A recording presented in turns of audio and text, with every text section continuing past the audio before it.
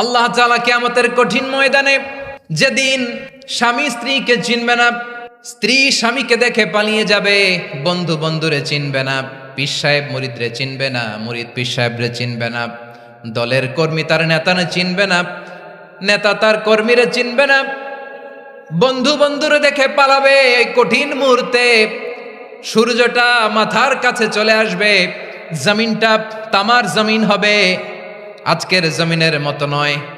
মানুষ ঘর্মাক্ত, ক্লান্ত, শ্রান্ত মাথার মগজগুলো কানের ছিদ্র আর নাকের ছিদ্র দিয়ে বেয়ে বেয়ে পড়বে।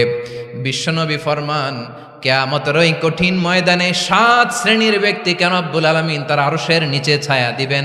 তার মধ্যে প্রথম শ্রেণীর ব্যক্তি হলো ইমামুন আদিল।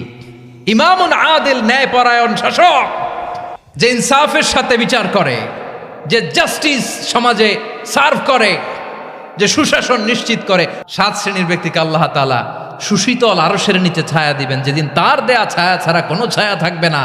এর প্রথম হচ্ছে ইমামুন আদিল, ন্যায়পরায়ণ শাসক। চিল্লায় বলেন সুবহানাল্লাহ।